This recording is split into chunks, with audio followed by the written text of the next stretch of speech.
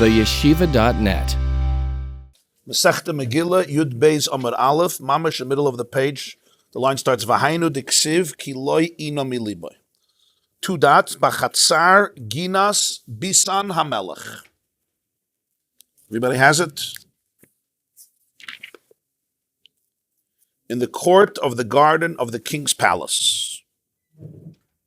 Let's remember, we're going back to the interpretation of the Megillah. Vayihi b'mei Achashverosh hu Achashverosh hamelech me'duvat kol sheva v'esrim u'meya midina bayamim ha'heim kisheves hamelech Achashverosh al kisei malchusay asher b'Shoshana bira.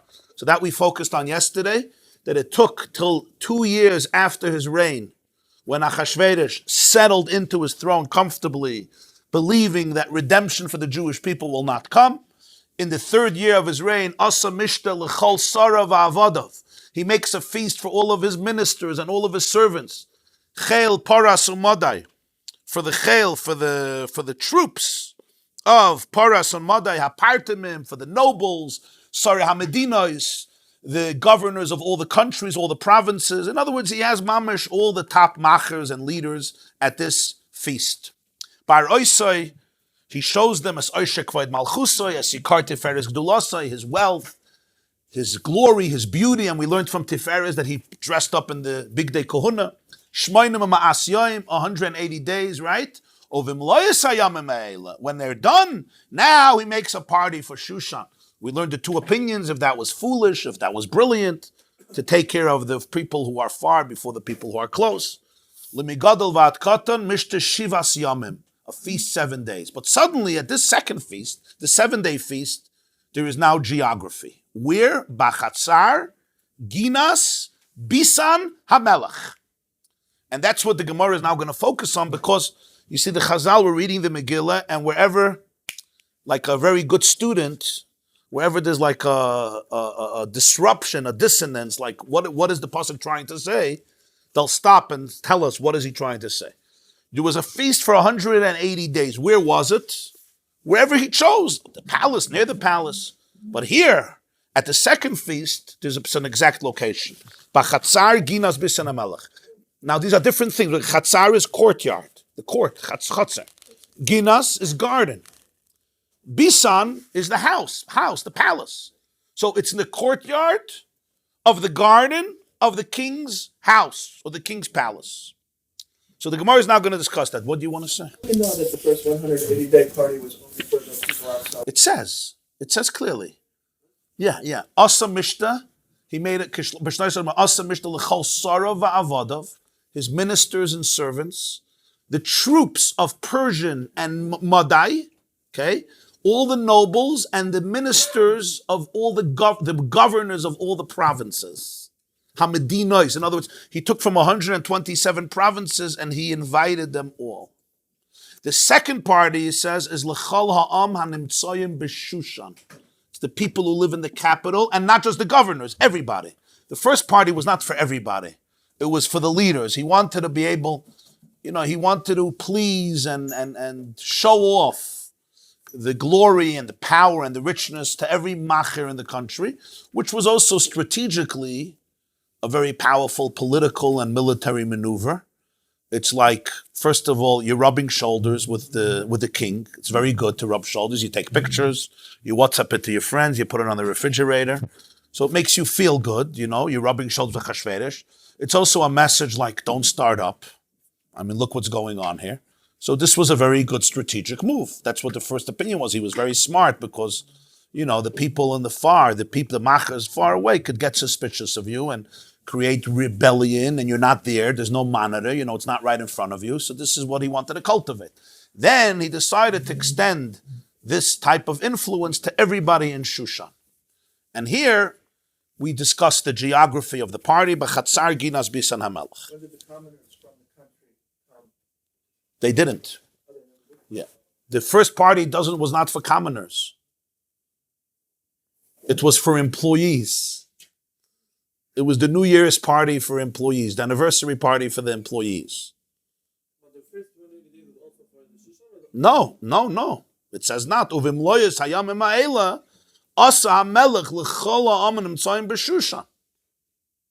You understand? Yeah. When these days were up, he made a special party for Shushan, limi gadol v'at katan, from old to young, even youngsters. Mishta shivas yamim, b'chatzar ginas bisan HaMelech. Huh? The 7 years was for everybody in Shushan, men, and as we know, Vashti made for women, gadol v'katan. For older people, for younger people, for Jews, for non-Jews, for every ethnic group and race, Chola'am, the entire population that lived in the capital.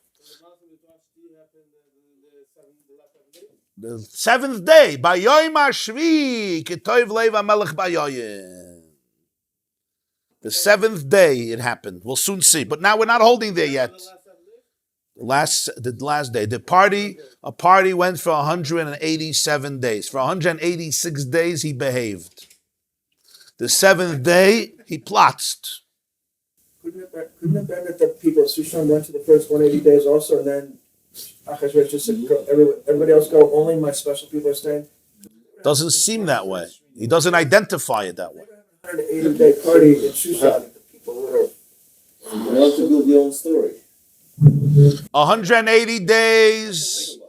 180 days was with the machers. Every governor, every mayor, every minister, every congressman, every senator, Republicans, Democrats, everybody. Everybody was there. The governors, the ministers, the servants, the troops, the chief of staff, the secretaries, etc. Then came the entire nation in Shushan who lived in the capital. And here we say Chatzar Ginas Bisan. Now Chatzar is a courtyard, which we know in front of the homes. They would have an open place where people could leave things, kids could play, you can hang out. Gina is a garden. That's where you would plant vegetables. And Bisan is either a home, which means the palace itself. Some people even translate it as an orchard where they would plant trees. But literally, Bisan, according to many interpretations, is, Devin Ezra says it's the house. It's Bisan from the word bayis, the palace itself. So what was it? Chatzar, Ginas, Bisan, HaMelech. Rav and Shmuel have an argument. Chadam, a very interesting argument. Chadam, one opinion says, Haroyu lechatzer, lechatzer. Haroyu legina, legina. Haroyu lebisan, lebisan. One said the 3 locations are mentioned to indicate those who were worthy of the court, they were brought to the court. Those who were worthy of the garden were brought to the garden. And those who were worthy of the palace itself were brought to the palace. In other words, there were classes.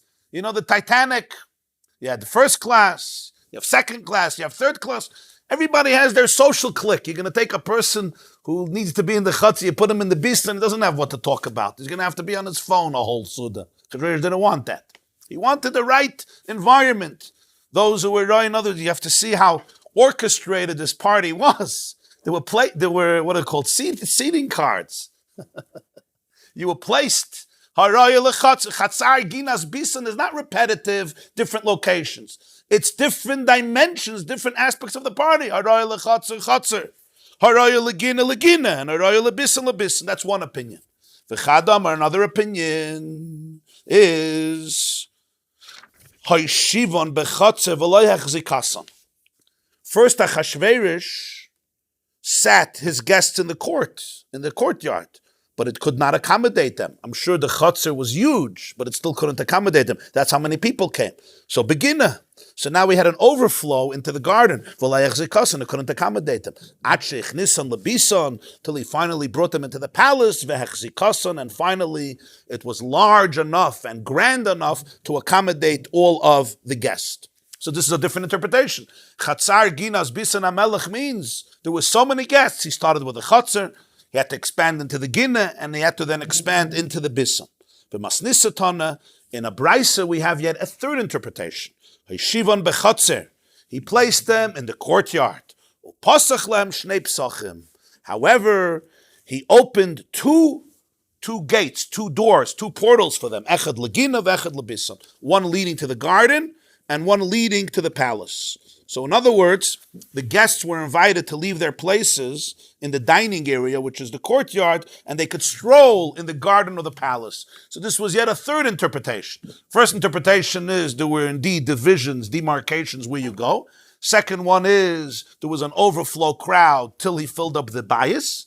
And the third interpretation was, no, everybody was in the chutzpah, but part of the luxury and the enjoyment was, you lit your cigar, and you took a stroll into the Gina, into the beautiful garden, the Japanese gardens or the Persian gardens, famous Persian gardens, or into the palace itself, the Hermitage of Achashverosh. You ever went to the Hermitage, in Petersburg? Yeah, the kings knew how to live.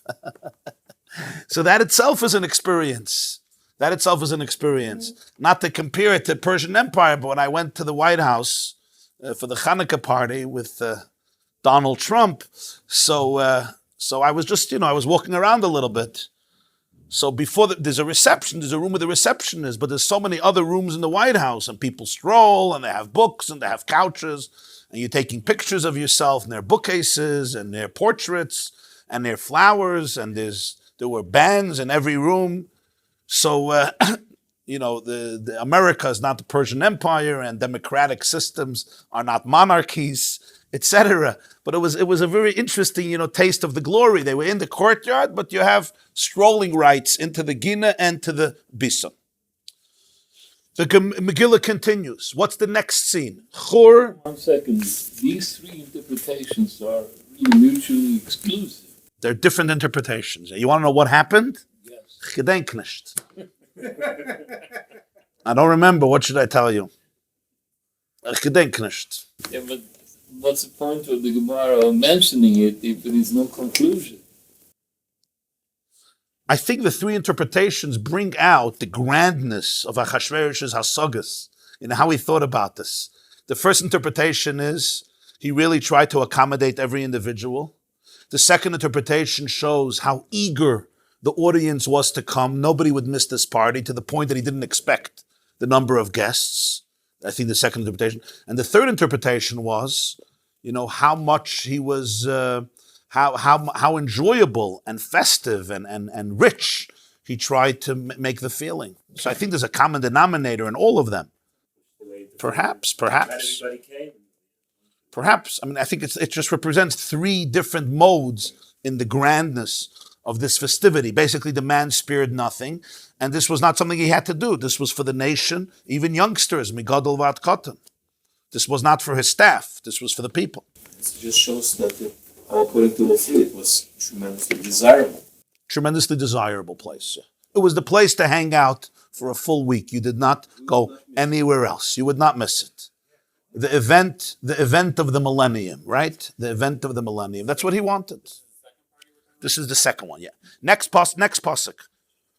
Chur karpas utcheles achuz bechavle vutzvar gamon al glile chesev amudei sheish mitoizav chesev al ritzpas bat v'sheish v'dar v'seicharis. Do these verses bring up some memories of the Balkaira of the Megillah, yeah? So what is the next pasuk telling us? Now the Megillah does a very interesting thing. It starts describing to us the types of materials and fabrics and decorations. It's not enough to know that the guy partied for 187 days. Now I have to know about the interior design and the exterior design of the party. What is literally chur, karpas, and chelis? He had hanging chur, karpas, and chelis. My chur. What is chur, the Gemarah asks. Rav Amar Rav says, chari chari.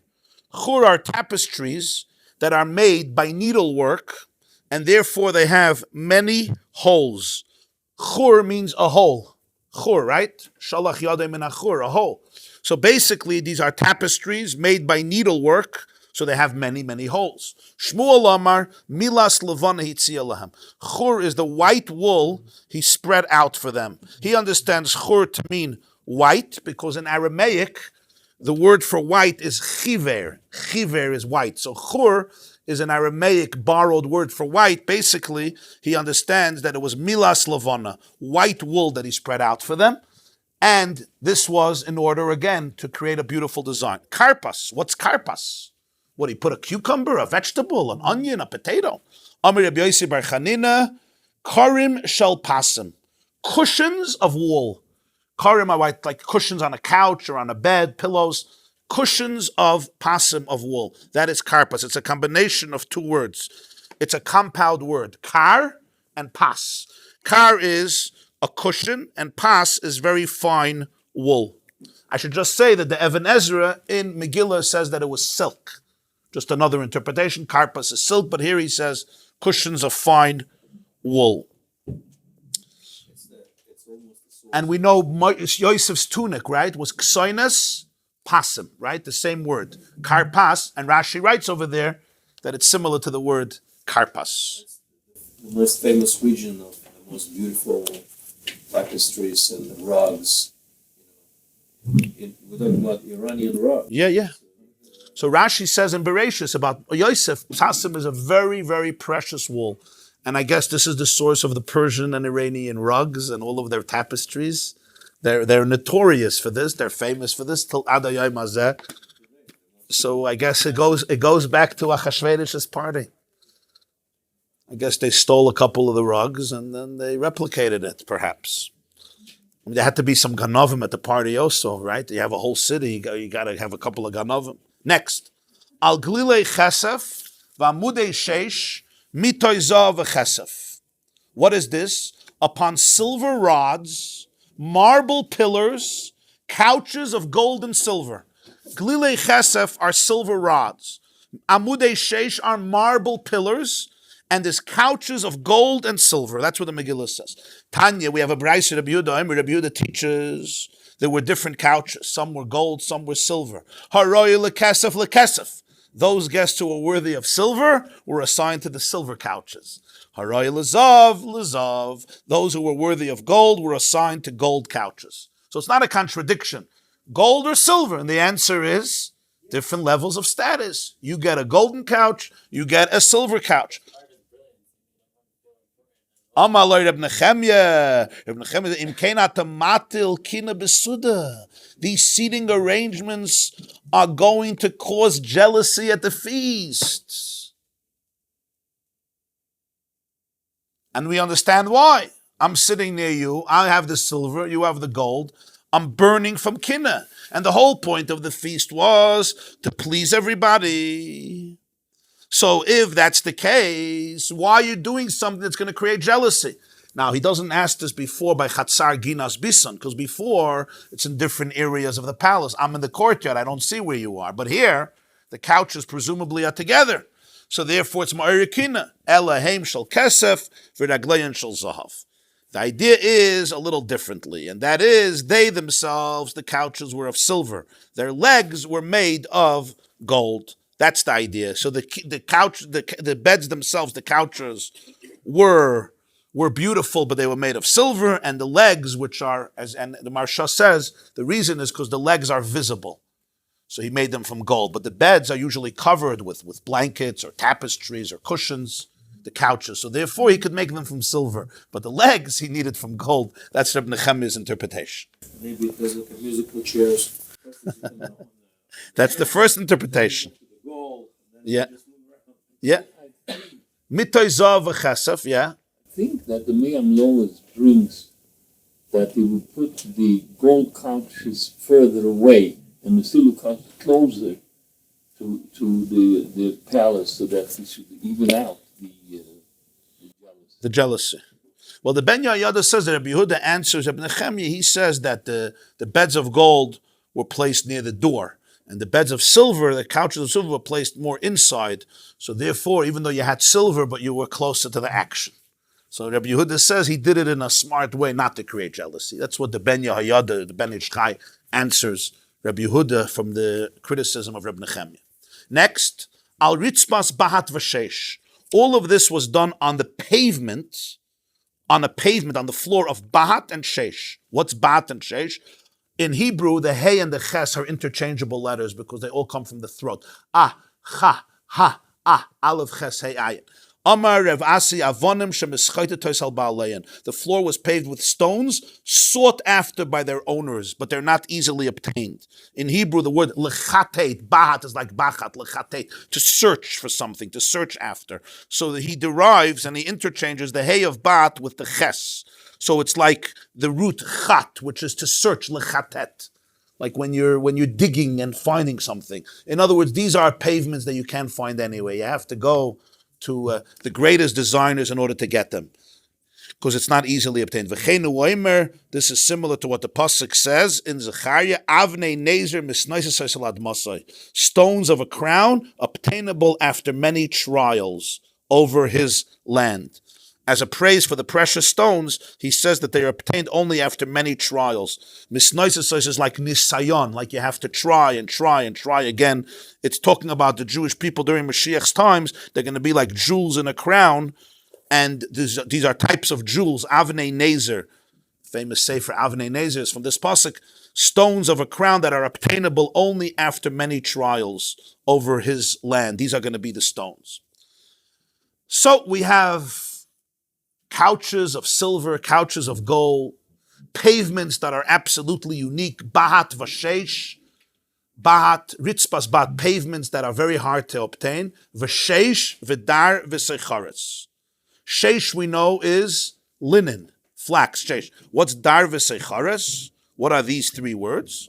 Rav Amar Dari Dari. Rav said it's rows and rows of precious stones that were inlaid around them. Interesting, dar is like a row. Dar is a shura row. And sechares in Aramaic means around and around. Schar is around and around. So he says that dari rows of these precious stones were laid around them. So according to this, you have to say you have a ritzpah, you have a pavement of bahat and sheish, which are very, very special stones. And dar v'sechares is around and around, you have rows, decorations of rows of precious stones. Ushmuel Amar, Shmuel says, the interpretation of dar is Evan Tova Yesh B'Krach Hayam V'Dar Shma. There's a precious stone found in Krach Hayam, the maritime cities, in other words, cities in the sea, and over their name is Dara. Yeshiva be'emtza suda mirlam kitzarayim. He places it in the midst of the feast, and it illuminates the area as though it was midday. So Dara is the name of the stone, and Secharis is interchangeable, the ches with a hay, which makes it Sahara, which is like light. It lights up the whole environment even at night. The Beit Bishmal, Ton of the school of Bishmal said, Shekara Drar l'chol bali schayra. Achashverosh proclaimed an abatement of sales taxes for all the merchants. The word Drar means freedom. Sacharis, Darva Sacharis is schayra. Basically, Achashverosh wanted to please everybody, so he abolished sales taxes for all merchants. So it lowers the price of merchandise for all consumers because you don't have to pay taxes. So Darvis Secharis, Rabbi Shmuel tells us, is he exempted the people from taxes. The merchants don't have to pay taxes on their merchandise. So this was a gewaldike benefit for the people. This is where politicians learn to say, read my lips, no taxes. Dar v'secharis, freedom of taxes for all schayra. Dirar means freedom. Schayra, dar v'secharis is for seichrim, for merchants. Yeah. This stone with a light, is that like the stones in the... It could be. It says by the Teva, Tzayar Tasla Teva, there was a gem that was so bright and luminescent. You want to know if it was the same one. He says it's a precious stone in the Krachi Ayam, and the name is Dara, and it created light like though it was midday, like you had the sun shining. Yeah. V'hashkes b'chlei zav v'chelim v'kelim shainim. The Megillah continues that what happens? The drinks were served in gold goblets, and the goblets being diverse one from another. So you have gold goblets in which people are drinking, but different types of goblets. What does this mean? It says mishunim ebayale. It should have said mishunim, different. The word mishunim means different, diverse. Shainim means repeat. Kelim ekelim shainim, you wanted to say mishunim, different. Amar Rava, Yatzas Baskel v'amra lahem. a heavenly voice issued forth and said to them, Rishonim kalu mipnei kelim.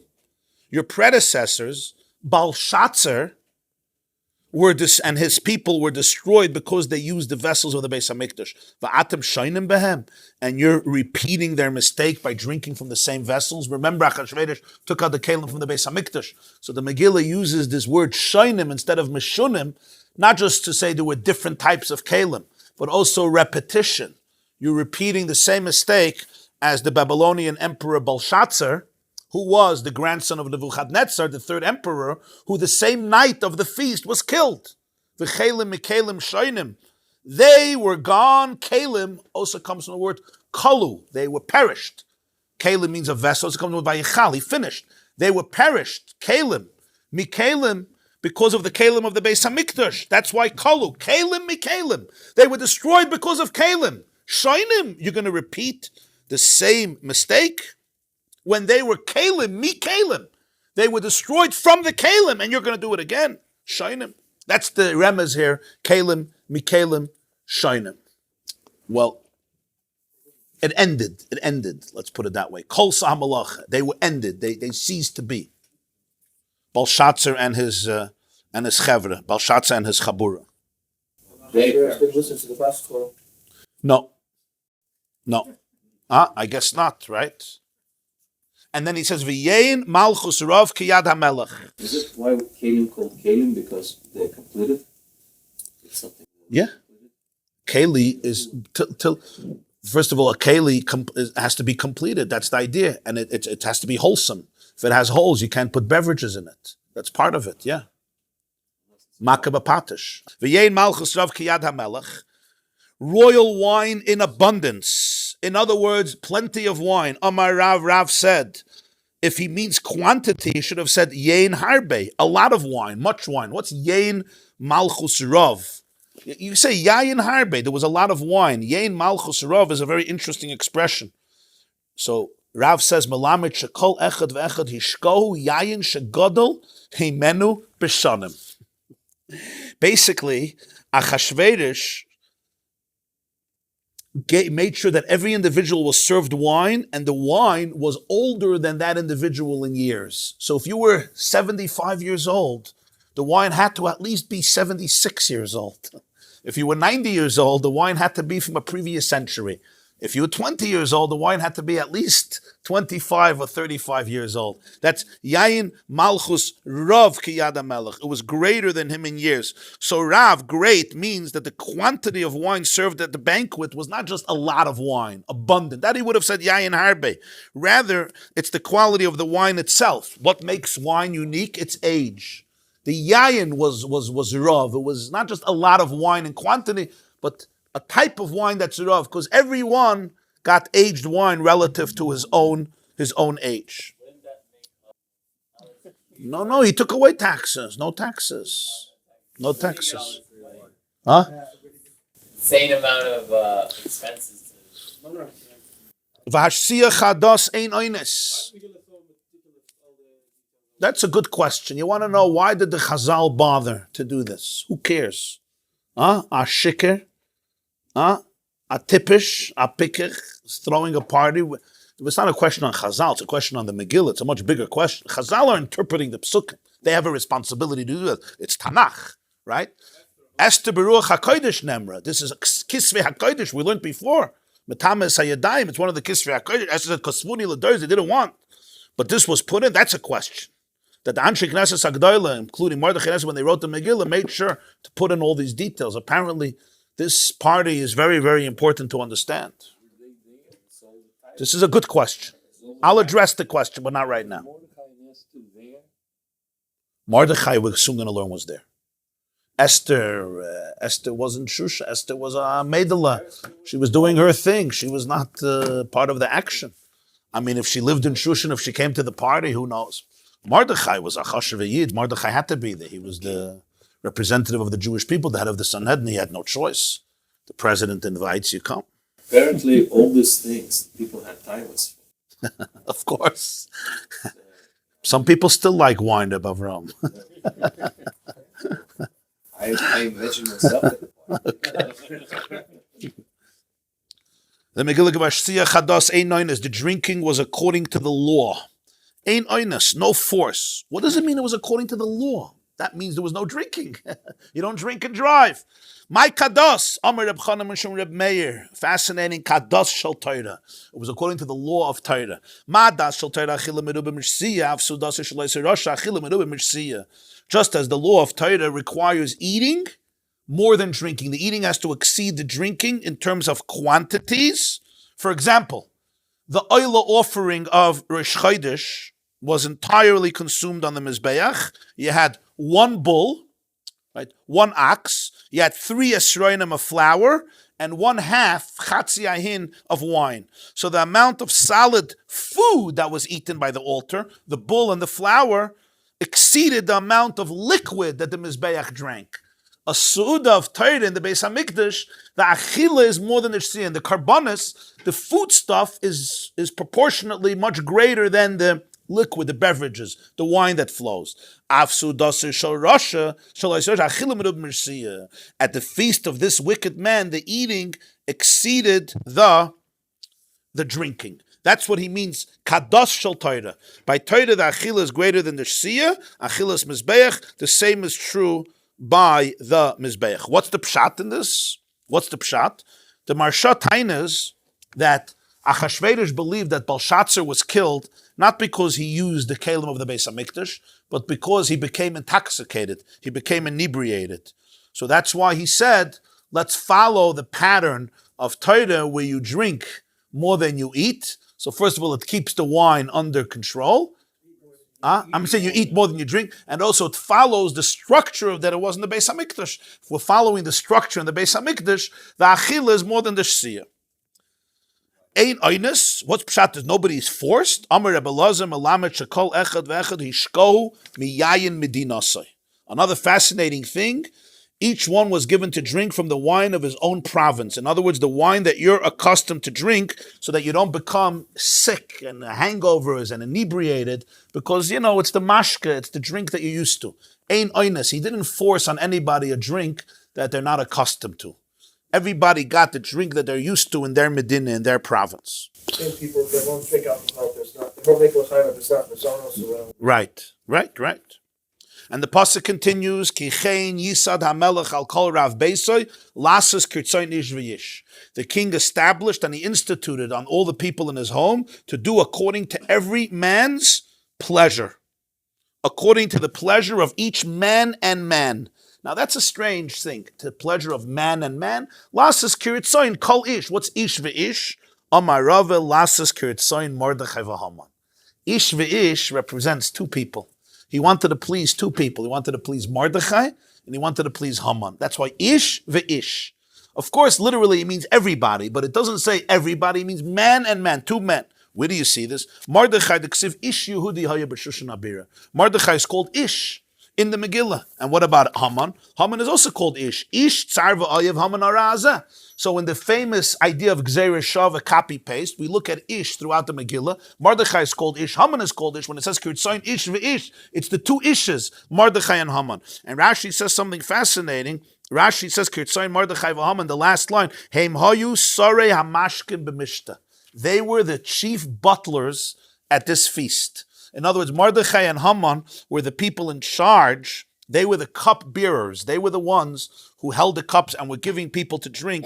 Mordechai and Haman. That's Kirtzoin Ish v'ish. And he wanted both of them should be pleased. Of course, it literally means he wanted to please everybody. But the Megillah writes Ish v'ish to teach you that he wanted to precisely please these two people, Mordechai and Haman.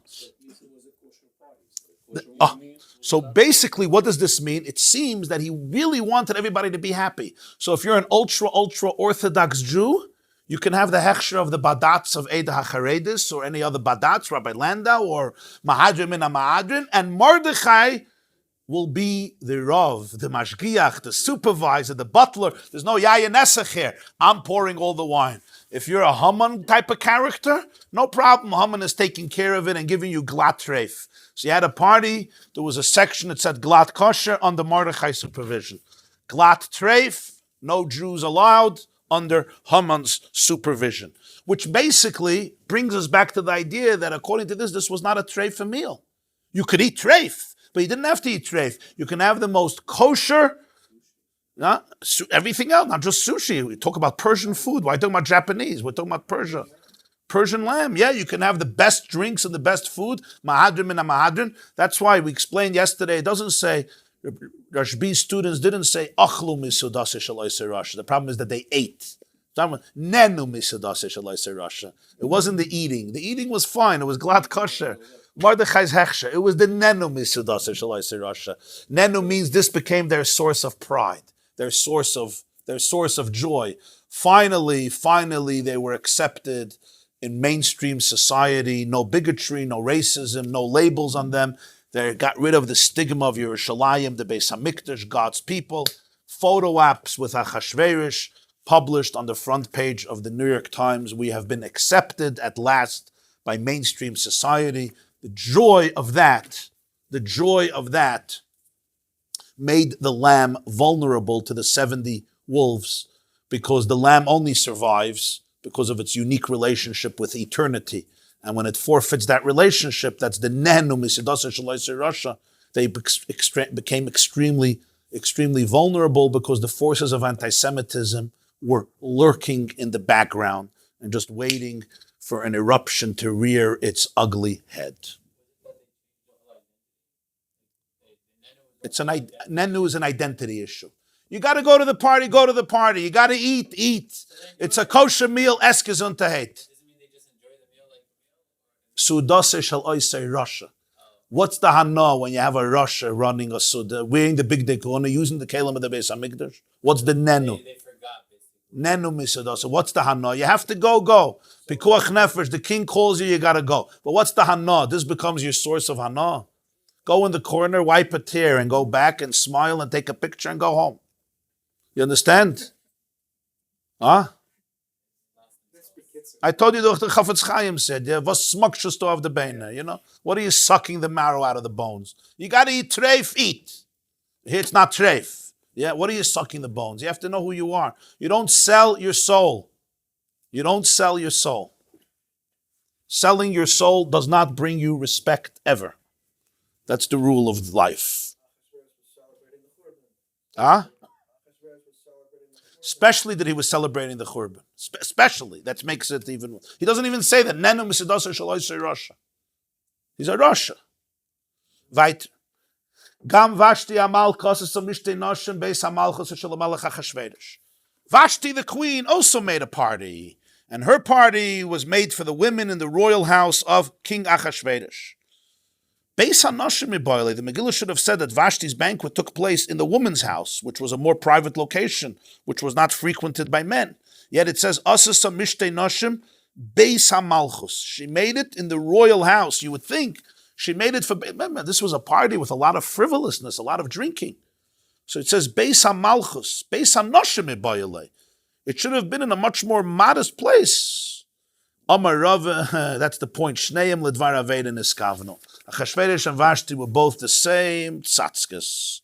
They both intended to commit immoral acts. Vashti wanted her feast to be in the king's house. She wanted it to be right near the men, because just like Achashverosh wanted that Vashti should display her beauty before all the guests, and she refused, their intention was ultimately to engage in immoral acts. So it wasn't only Achashverosh, it was also Vashti, was also planning for a very exciting 7 days. She wanted a dafka near the men, because Shneim ledvar aveira niskavnu. Hainu damri inshi, this is what people say, there's a popular saying by people, Ihu bekare ve'itze bebutzini. He is with the large pumpkins, and his wife is with the small pumpkins. In other words, yes, he was the king, so he spoke about it in big terms. But his wife was the queen, and she spoke about it in small terms. So Ihu Bikari, he with his large pumpkins and his wife with the small pumpkins. In other words, they are a match for each other, because the difference may be in the size of the pumpkins, but it's the same story. As they say in Yiddish, derselbe Jente, anders geschleiert. The same yenta dressed up differently. Both of them were harlots. Both of them were promiscuous. He wanted it and she wanted it. On the seventh day, when he was drunk, he said to bring Vashti in her crown. Frag the Gemarah, what was he doing for 7 days? Until now, you think he was not drinking. For 6 days, he was dry. On the seventh day, when the king's heart was merry with wine, what happened till now? What do you mean? Wasn't he drinking all these days? 7 days to relax. Amar Rava said, no, Yom HaShvi Shabbos Haya. It's the Megillah's way of saying it was Shabbos. But Yom HaShvi is not just the seventh day of the party, it's the seventh day. The seventh day means it was the day of Shabbos. Yisrael Oichlin V'Shoysin. It's a day that all the Jews eat and drink. But you know what happens when Jews eat and drink? Maschilin b'divrei Torah b'divrei tishbachos. Jews eat and drink, but they begin discussing words of Torah and words of praise to God and to life. So basically, it's on the seventh day when the difference in behavior between Jews and Achashverosh emerged. Jews eat and they drink on Shabbos. That's what they do. But what happens when they eat and drink? They begin to utter words of wisdom, of morality, of godliness.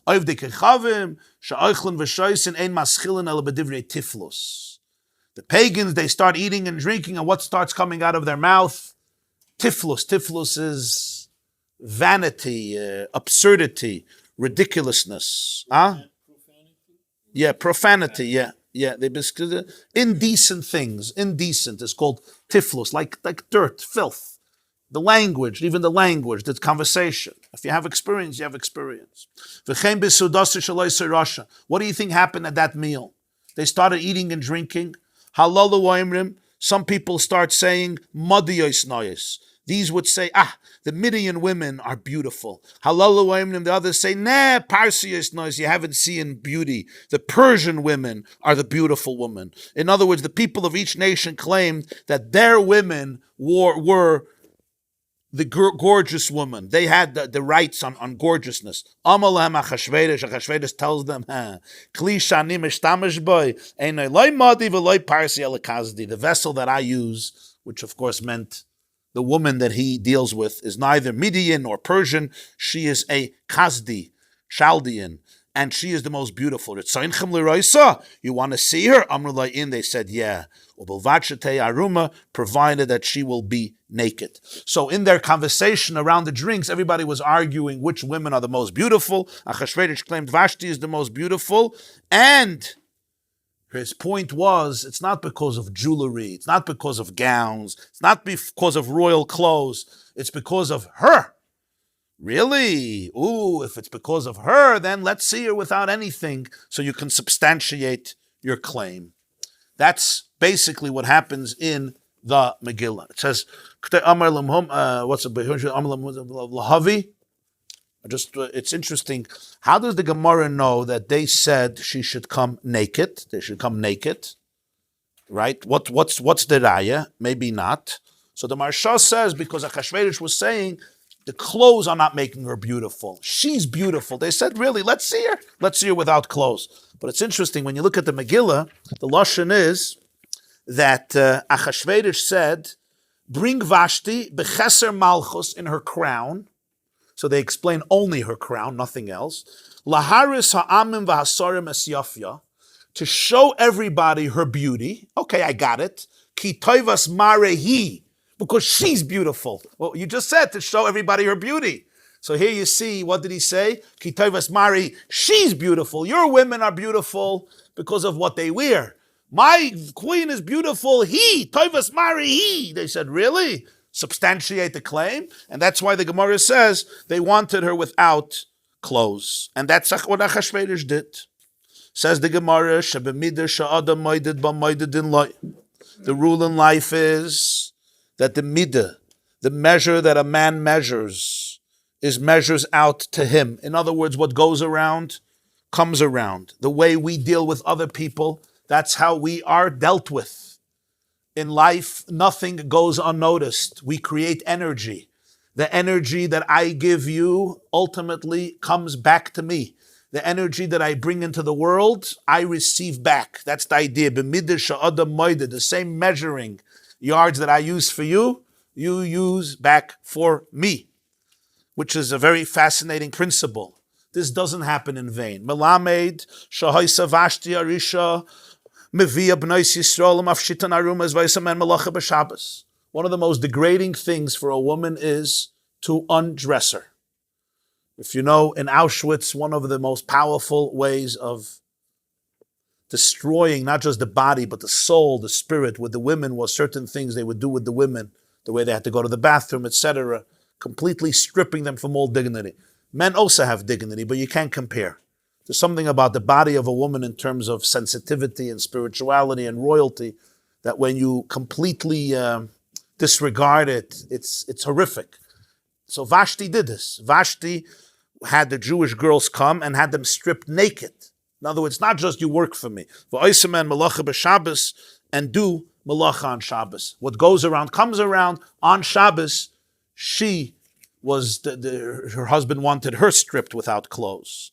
Hainu diksiv. That's why it says Acher hadvarim ha'ela keshoich hamalach hamas hamalach hachashverish zacher es Vashti ve'es asher asasa ve'es asher nigzar aleha. Very strange words. After he killed her, it says, after these things, when the wrath of Achashverosh subsided, he remembered Vashti and what she had done and what had been decreed upon her.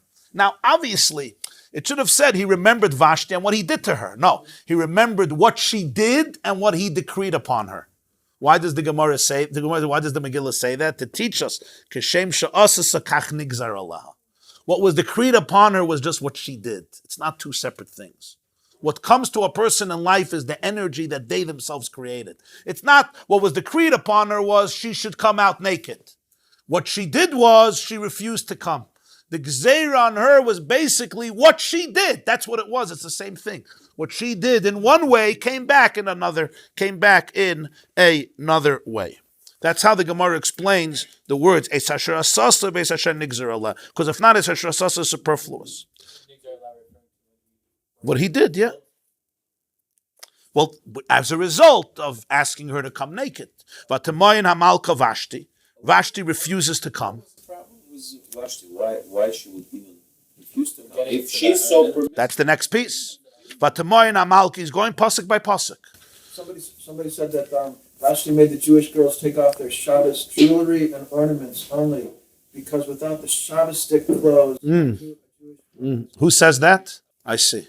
That naked doesn't necessarily mean completely naked, but it means Shabbos jewelry. Okay, I hear.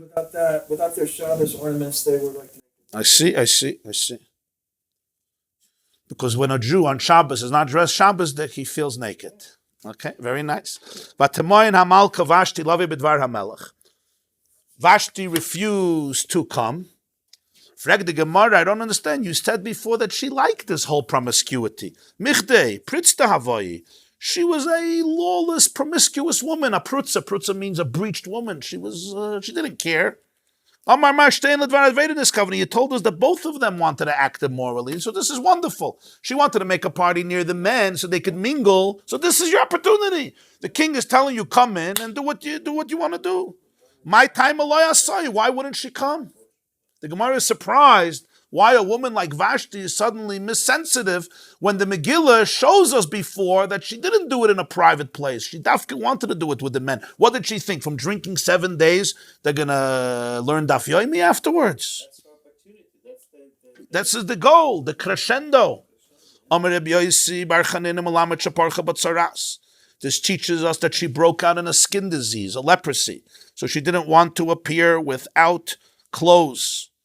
Paga parcha batzarat masnisatan. Abraisa says, Ba Gavriel v'asal azanov. The angel Gavriel came and made her a growth. Zanov is an unusual appendage, an unusual growth on the body. The Aruch says it doesn't necessarily mean a tail. It just means like an addition to the body, like some big ugly wart or something. Or he says an appendage to the body. The translation of Zanov is a tail. So that's how people usually translate it. Rosh below Zon. Right, but the Sefer Aruch says it doesn't necessarily mean a tail. It just means there was an unusual growth on the body that was not pleasing, an unusual appendage to one's body, not necessarily a tail. And they say Gavriel also represents, Gavriel is Midas Hagvura. It represents Gavriel's Midas Hagvura. And when we say Malach Gavriel, meaning this was a manifestation of a certain energy of Gvura, which caused, basically, Vashti took a look in the mirror and she's like, OMG, I am not dressed up for this occasion, or actually, I shall remain dressed up for this occasion. So basically, with that pimple, she couldn't go out. The pimple, a wart, a growth, a tail, or a leprosy, whatever it was.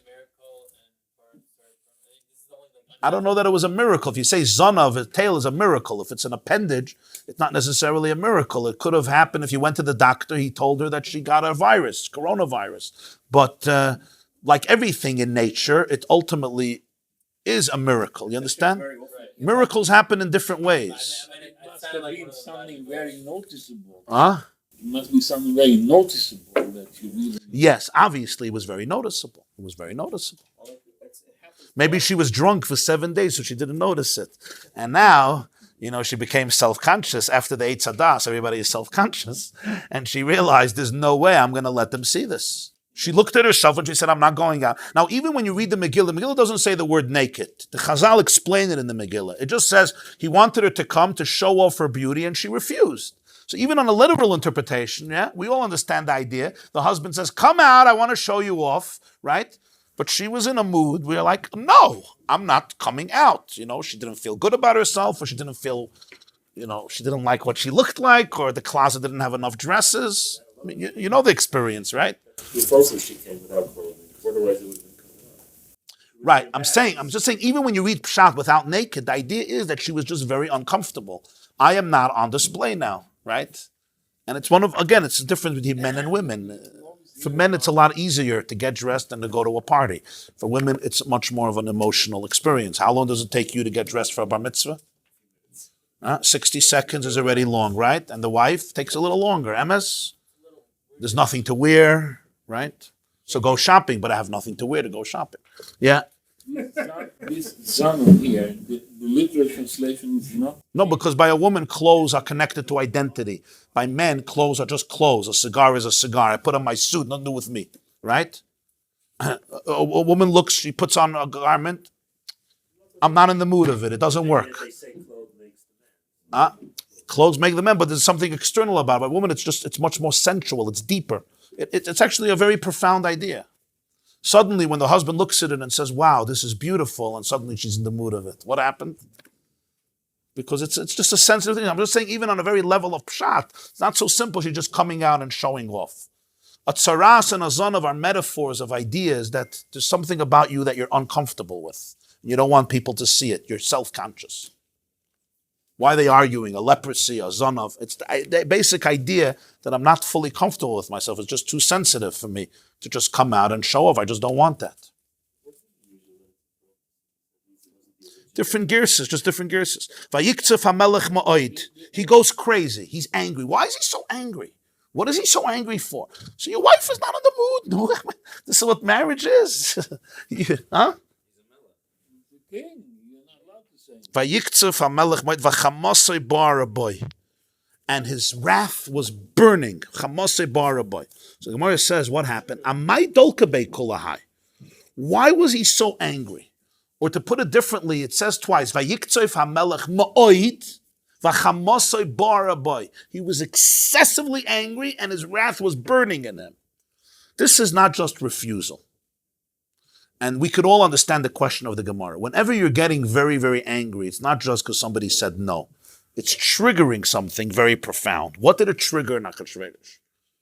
So he says, something else happened. Amar Rava says, Sholchale, she sent him a message. She was a real queen.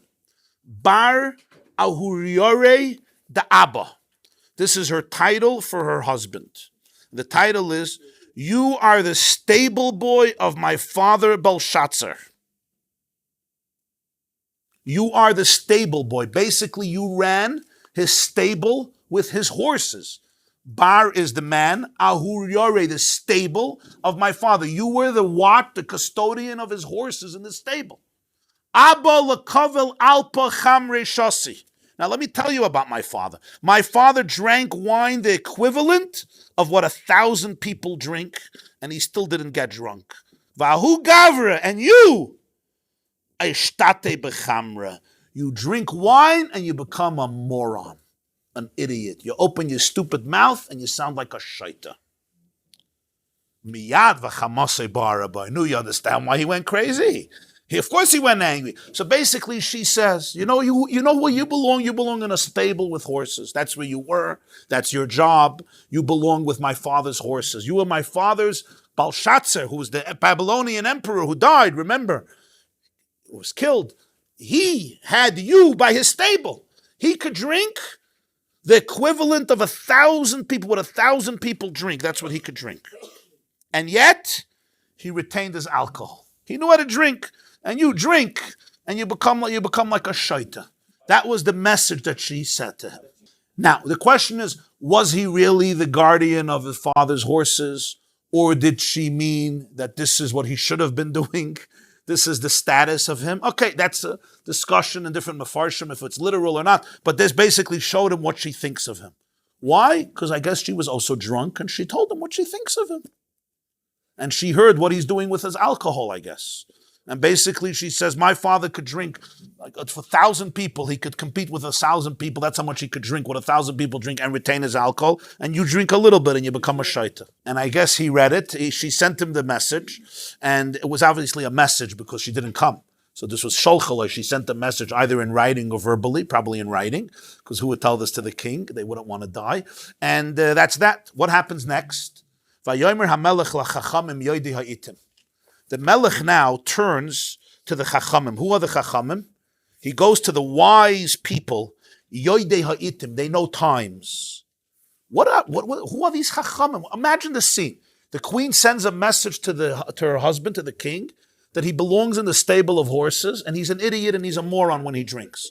So now the Melech, interesting, he's also drunk, but he consults the Chachamim. Who are the Chachamim? Yoidei ha'itim. Zog the Gemarah, this is fascinating. Who are these people? Who does he consult? Man Chachamim Rabbanon, the Jewish sages. He went to the Rabbanon, which means Mordecai and his people. Yoidei ha'itim, because they are called Yoidei ha'itim, the knowers of times. Why are they called the knowers of times? Sheyoidin la'aber shanim v'lekvaya chadashim. They know how to create leap years and establish the months in the Jewish calendar. They are entrusted with the task of adding a month to some years and to establish the start of new month. Both tasks require tremendous knowledge in astronomy, knowing how the heavenly bodies rotate and move to understand how time works. The solar cycle, the lunar cycle, the seasons. That's how we know it's the Chachamim, because if it would have said Chachamim, there are also Gentile sages, but it says Yoidei ha'itim. Because it says Yoidei ha'itim, we know that these are not Stam Chachamim. Who are these people? These are the Chachmei Yisrael, the sages of the Jewish people. Amar Lahu, he said, Dainu hali. With all of his mishagas, he didn't just execute her. He said, I want you to judge her for me. No, they were Chachamim. So what do Chachamim do? Amru, they said, Hey Chinavid, what should we do? Neimalek Tatla, if we tell him to kill her, Lamachar Pasik Lechamri Yabayla Minan. Tomorrow he's going to sober up and he's going to demand her from us. He's going to want her again, and we're going to be the murderers who killed the queen, and you know what that means. Neimalek Shafka, if we tell him to let her go, Kamazaz Laba Malchusa. Basically, it means we're demeaning the crown. We don't care about his covet. So tomorrow he's going to sober up, and you know what happens. So this is called, right? You can't win and you can't lose. It's a catch-22. You execute her and you're dead. You don't execute her and you're dead. So what do? What do you do? Amrulai. They tell him, Miyoim shecharav beis hamikdash v'galinu martzenu nitla eitza mimenu ve'einanu yoidin ladun din inafash. From the day the beis hamikdash was destroyed and we were exiled, the ability to give sound advice was taken away from us. We cannot judge capital cases. Go to Ammon and go to Moav, who remained settled in their places. They were not exiled. They were not relocated. They are like wine that sits on its sediment. They have not experienced turmoil, upheaval, relocation. We were taken away. We were uprooted from our natural habitat. We can't think straight anymore. They are like the wine that sits on the sediment. By us, the wine and the sediment is all over the place. The wine got mixed up, so there's dirt everywhere. We can't think straight. The Ammonites and the Moabites, they could think straight. V'taima amru le.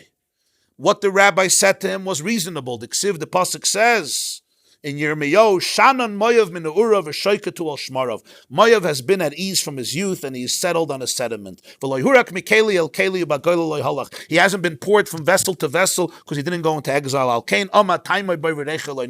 Therefore, his taste has remained in him, and his scent has not changed. So what happens? Miyad, right away, the pasuk continues, V'hakarav elav. What happens in the next pasuk? It says, you remember? To ask. Seven ministers who he consulted. He says, what happens now? Miyad, right away. Seven ministers who he brings close to him. These are the names that are mentioned. He consults them. Amar Reb Levi says, Kol pasuk zal shum karbonis nemar. This entire pasuk is a very interesting pasuk because when you look at this pasuk, it's really speaking about the karbonis. These chachamim are not Jews anymore. The Jews didn't want to judge her. But now, when it says hakarov elav, it's really talking about karbonis. Meaning, at this point, a memory of karbonis came up. What's the connection? He's going to start explaining. It should have said hakroivim elav. Why did it say hakarov elav? He says karov is the word karbonis means close, kiruf. What came up was as follows. Karshana.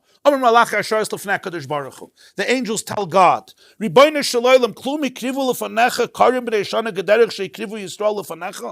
Master of the universe, did the Gentiles ever offer before you lambs of the first year? Karshana is three words. Karim, b'nei, shana. Lambs of the first year. Did they ever offer you lambs of the first year like the Jews have offered before you? Did they ever do this? The Jews every day offer a lamb in the morning and a lamb in the afternoon.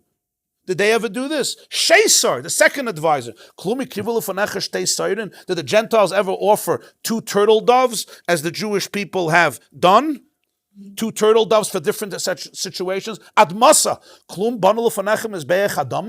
Did they ever build for you an altar made of earth? So you have Karshana is Karim, sheep. Shaysar is Shtei Tairim, two turtle doves. Admasa. Did they ever build a mizbeach of earth? Like the Jewish people, Tarshish, Klum Shimshul Fanecha Big De Kohuna. The Gentiles ever minister before you with the priestly garments, the Ksivbu, Tarshish, Shoyam, V'Yashve. This week's Parsha, it speaks about the priestly vestments. One of the stones in the Choshen was called Tarshish. Did they ever serve in these garments? Meres, Klum Mersu Bedam Lefanecha. Did they ever stir the blood of sacrifices before you as the Jews have?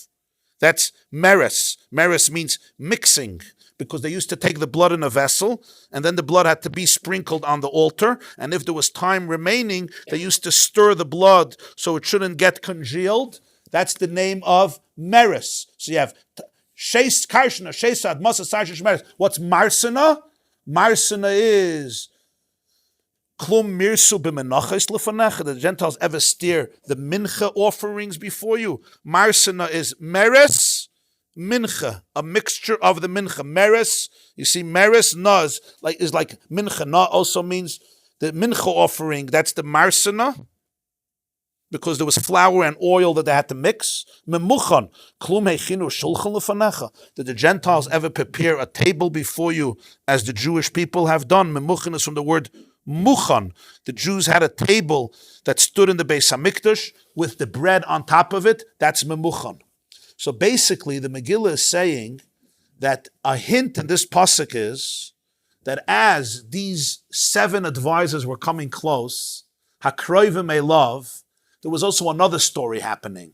And that is the angels, you see, it's a political story. The king has 7 Gentiles coming to him, but there's also a heavenly story. At that time, the angels talked to God about 7 types of karbanos that the Jews, Vakroivim love. The Jews have Karshana, Sheser, Admasa, Sarshish, Meres, Marsana, Mamuchan, and they're comparing the two, trying to bring out the value of the Jewish people, which of course the point would be that even though the Jews are at this party and they bow down to the Tselem, and one day there's going to be an edict to destroy them. So things are very sensitive at this moment. And yet at this point, they bring out who the Jews really are. These 7 qualities of karbanos. And this, of course, is so important for the verdict that Vashti, who was one of the greatest Jew haters at the time from the Babylonian dynasty, will be killed. That's why they do this. It happened that 7 mothers of those ministers named them in the way that it's all represent karbanos. It's like, No, their name was Karshana, Sheser, Admasa, Sairish, Marsim, and Muchan. Why does the Megillah have to say their names? And why does the Megillah say V'hakroiv a love in the singular rather than V'hakroivim a love in the plural? V'hakarov a love. So he says Hakarov is like a carbon. A carbon is brought to him because they're mentioning the karbonis. That's it. There's 2 events happening at the same time. There's the political event, which is reported in the newspapers and on the websites. And then there's a spiritual event, which is reported in Torah Shabbal Peh at the same moment. It's not a contradiction. Vayomer Memuchan. Who speaks up? Memuchan. What does he say? He says, this is not only a crime against the king. This is going to create a feminist revolution in the empire, and we're not ready for feminism. We need the men to control society. Vayomer Memuchan. Tana. Memuchan ze Haman. V'lama nikra shmai Memuchan. Shemuchan lepuranos. Why is he called Memuchan if it's Haman? Because he was destined, he was ready for punishment. In other words, he would soon be hanged. So Haman was destined. He was preparing his fate. This is fascinating. He thought he was executing Vashti. What was he really doing? He was executing himself. Because by Vashti being killed, Esther was appointed. By Esther being appointed, Haman would be hanged. Right? When you point a finger at somebody, look what I'm doing. I'm pointing 3 fingers at myself. Memuchan, he was preparing himself for execution. Muchan, he was destined for that. You don't judge other people, you judge yourself. Huh? He did. He mamash impeached her. He mamash impeached her. The Gemarah says, Amar of Kahana mikan shahed yit kaifetz berosh. From here you learn that a boar leaps to the front. Because Memuchan is mentioned as the 7th. Why does he speak up? You're number 7. Shh, quiet. Listen to the 6 people before you. They're smarter than you. The answer is he was the least important. But when you're a boar, when you're a hedyot, you jump first. You're first at the smorgasbord. You're first to speak up. So that's why he answers Achashverosh first. What does he want? He wants that there should be a proclamation to the whole empire, Liyos kol ish soire bevese. Every man should rule in his own house. That's the point. He doesn't want women to rule, and he doesn't want Vashti to set a precedent. That's what he wants. So the Gemarah says, Amar Rav ilmole igris rishonis loy nishtayer misaynein shel Yisrael sori depolit. Wow. If not for the first letters, if not for this declaration that went out after Vashti's execution, that the king said, every man rules in his house, if not for this, no Jew would remain alive. Why? Because when they saw this proclamation from Achashverosh, they looked at it and they said, our king lost it. The guy is an idiot. Amri, man haide shadir lonlius kolish shayra bebeis. I don't understand. The king is sending a message, every man should rule in the house. What is he doing? Even a weaver, meaning even a simple person in his house, a weaver, He sets the tone. This is 2,600 years ago. Men rule the home. A simple man, you need a king to give me a gzeira that men rule the house? So they looked at the king and they said the guy is he lost it. The guy is crazy. Because of that, when they got the second letter from Achashverosh to kill every Jew, they already doubted his sanity. Because if they wouldn't have doubted his sanity, then they would have gotten the second letter and rushed to kill the Jewish people even before the proper date. They wouldn't have waited for Yud Gimel Adar. But because the first letters proved that Achashverosh was a shaita, an idiot, so the second letter they basically procrastinated and they said, we really have to find out what's happening because this king is not mamish on the ball. Something happened. So the Rava says the first proclamation was really a tremendous salvation. Sometimes when a king behaves in such a stupid fashion, you're like, why is God doing this? And the answer is it's important for people to be able to second doubt the king. Second guess the king. I'll leave you with a word from the Chaim Sofer. The Chaim Sofer asks, it's one answer to your question. There's another answer, but I'm going to say one answer to your question.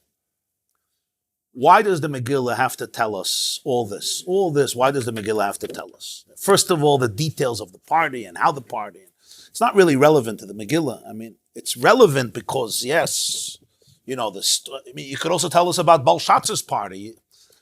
At some point, you have to stop the story. Like, you could tell me when Achashverosh was born. You could tell me about his, his education. You could tell me about the fights that he had as a teenager. You could tell me about how he used to train horses. I mean, we don't go we're telling the story of Purim. So he says, the Chaim Sofer writes, he says a very powerful idea. And that is that the Jewish people essentially were nenu misudasa shaloisa Rasha. They had anah from the Suda of the Rasha. In other words, this party was the party when the Jewish people appeared in their lowest state spiritually, and because of that, there was an edict against them. He says, and yet, during this party, God already orchestrated their salvation by executing Vashti during this party. So he says, you have here a very fascinating idea. In the midst of the sin, God was orchestrating their salvation. Sometimes you have a sin, and then they do tshuva, and then God orchestrates their salvation. He said, that's not what happens. In the midst of this party, which is extravagant, which is a drunkard's party, the Jewish people are being saved through the execution of Vashti. So he says that brings out maybe the most miraculous moment of Purim. He says, because the rest of the story was all pretty natural. But this story, he says, is very weird. 186 days the guy is drinking and nothing happens. He holds his alcohol. One day, he loses it. He asks his wife to do something that she didn't want to do. She loses it. They both lose it together. He has her executed. Yeah? What are the chances? 186 days it didn't happen. It happened one day, the seventh day. What are the chances? He should kill the queen. But this is really the moment that the Jewish people are saved because Esther is now going to become the new queen and she's going to save the Jewish people. And when is it done? It's done at the lowest point of the Jewish people. He says, because ben kach o ben kach atam kriyim banim, under all circumstances they're called children. And a child, even when the child is alienated from you, and even the child throws you out of his life, and even when the child is not interested in you, he's still, or she is still a child, and the love remains unconditional. As he puts it there, afilu mashchisim kruyim banim, ben kach o ben kach. And that's why in the midst of this lowest point of the Jewish people, of this party, this great miracle happens that he executes Vashti for the Jewish people to be saved. The big question is raised by the Manas Halevi and other Svarim. What happens? The king tells the queen to come to the party. She refuses. Forget about anything else. What happened in ancient times when a king told you to do something and you didn't listen? You were finished. We see in the Megillah that even if you walk into his room without permission, you die. Forget disobeying. You imagine I'm a shugana. You walk into his office without permission. And who? The queen. Esther says, I can't walk in. You're his wife. No difference. A wife is not different. You're a subject. You walk in without permission, you're dead. Achas dosai. Your head gets chopped off. So if you disobey the king, pshita. So I ask you a question. If you walk into the king's palace without permission, does he also consult sages? Achas dosai lahamas. You're killed right away. But if you disobey, he has to consult? They all ask the question, why did he have to consult anybody? That's even if she just didn't listen. She didn't only not listen. She told him that he's a horse. He's a behemoth. He's a shoita. Forget about not listening. And yet, he consults the Chachamim. Then he puts a committee of 7 sages, 7 jurists from the Supreme Court. Ruth Bader Ginsburg, John Roberts, everybody from Ammon and Moav. I know there's 9 Supreme Justices, but he does 7. Don't confuse the United States with Persia. Iran and the United States are not on the same wavelength. He consults them. What are you consulting them? She's a Moirid b'Malchus. And what do they answer? What does Memuchan say? By the way, she didn't sin against you. She sinned against all men, because the men are now going to have the problem of women making a revolt. This is even worse than everything else. The fact that she didn't listen to you, that's nothing. You know what the problem is? Problem is, other men are going to suffer. Memuchan should have been killed. Such a chutzpah. The fact that she didn't listen to you is worthless. Yeah? That we don't care. The fact that other men are going to suffer, ooh, that's the problem. And that he accepts. Good questions, no? Huh? The Mefarshim struggle. The Megillah Storm, Rishon LeZion. I'm going to tell you a beautiful vart that the Lubavitcher Rebbe once said, put him at a Fabrengen, 60s Purim Chav Zayin.